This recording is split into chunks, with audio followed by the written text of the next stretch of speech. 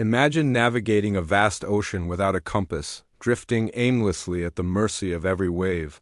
That is existence without self-belief. It does not matter how brilliant your mind is or how pure your heart may be. If you allow the shadows of fear and hesitation to dictate your every move, you will never unlock the treasure chest of your true potential. Far too many souls walk this earth in silence, terrified of their own voices, paralyzed by the possibility of failure, and hiding from the spotlight. Stay with me until the very final second, because the story I'm about to share isn't just a tale from the past. It might just be the mirror you need to see your own strength today. In the heart of a bustling, dusty merchant city, there was a man who made his living trading salt. He was a hard man, practical and stern, with a wife and 2 sons. The difference between the brothers was stark.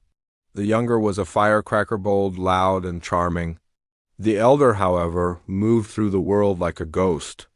He was painfully introverted, his eyes always fixed on the ground, his voice rarely rising above a whisper. The world can be cruel to the quiet. Neighbors and strangers alike mistook the elder son's silence for stupidity. They mocked him, cut in front of him, and cheated him, knowing he would never fight back. The father, a man who valued strength above all else, looked at his son with growing disdain. His harsh scoldings and constant criticism became a daily ritual, chipping away at the boy's spirit until there was almost nothing left. This crippling lack of faith bled into every aspect of the boy's life. In school, his hand would shake so violently during exams that he could barely hold a pen, causing him to fail tests he knew the answers to. As he transitioned into adulthood, his father reluctantly brought him into the family trade. The young man agreed, not out of passion, but out of a desperate fear of disappointment. Yet his anxiety was a wall he couldn't climb. He fumbled his words with customers and made simple errors that cost them money. The tension reached a breaking point one afternoon. While the father was away, a group of con artists entered the shop. Sensing the young man's fragility, they spun a web of lies, claiming the father had authorized them to collect the entire stock of salt for a city contract. The young man, too terrified to demand proof or cause a scene, stood by and watched as they stripped the shop bare. When the merchant returned to find his warehouse empty, his rage was volcanic. He didn't just scream. He destroyed the last of his son's dignity. "You are a curse on this family," he roared. "You have ruined everything I built. Get out of my sight and never return." Crushed under the weight of guilt and rejection, the young man felt his world collapse. The mockery of the town, the hatred in his father's eyes, and his own internal voice calling him a failure became too much to bear. With a heavy heart, he wandered to the edge of the rushing river as twilight fell. The water looked dark and final. Shame choked him as he thought, "I am a mistake. The world is better off without me." Just as he prepared to surrender himself to the current, a rough hand grabbed his arm and yanked him back onto the gravel. It was an old sage from the village. The young man lashed out through his tears, screaming, "Why did you stop me? My life is empty. I am good for nothing." The old man held his gaze calmly and spoke with a voice like deep earth. "My son, life is a singular gift. To throw it away is the only true failure. If you breathe, you can fight. If you fight, you can win. But if you jump, you will never know the warrior you could have become." The boy wept, his defenses crumbling. "But I am weak. I am shy. My own father despises me, and I have no education. Everyone says I am a fool. Why should a fool keep living?" The sage's expression hardened into determination. "Come with me," he commanded. Confused and exhausted, the young man followed him to a modest hut at the edge of town. "I hold the remedy for your suffering," the wise man said, "but it comes with a price. You must obey me completely for 3 days. Complete 3 tasks and I promise your life will change." Desperate for any flicker of hope, the young man agreed. On the first day, the sage gave his order. Go into the market. Speak to 10 strangers.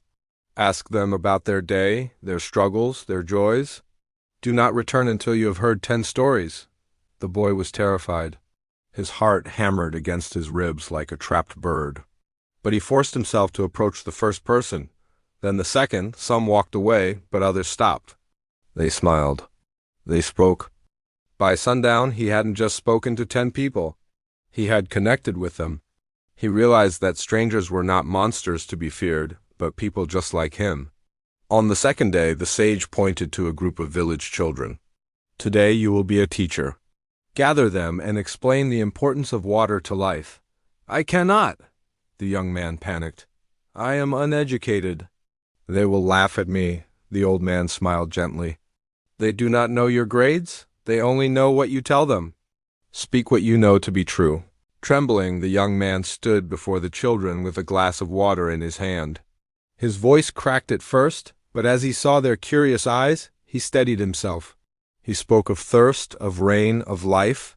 He finished to the sound of applause. In that moment, the paralyzing fog of incompetence began to lift. He realized he had a voice worth hearing. On the third and final day, the sage delivered the hardest blow. "Now, you must return to your father and apologize." "Impossible," the young man gasped. "He will never forgive me. He will kill me if you do not face the source of your fear." The sage warned, "The other days mean nothing." Summoning every ounce of his newfound courage, the young man walked back to the shop. He stood tall before his father, looked him in the eye, and apologized not with the whimpering tone of a victim, but with the accountability of a man. He promised to rebuild what was lost. The father, stunned by the transformation in his son's posture and tone, saw not a cowed child but a determined adult. He nodded slowly and granted him a second chance. The young man raced back to the sage, breathless. "I did it. Now, please tell me the secret. What is the magic formula for success?" The wise old man chuckled softly. "You have already used it. The enemy was never your shyness, it was your fear. The world acts as a mirror, reflecting back the image you present to it. If you walk as a victim, they will treat you as one. If you walk with purpose, they will move out of your way." With tears of gratitude, the young man bowed. "I see it now.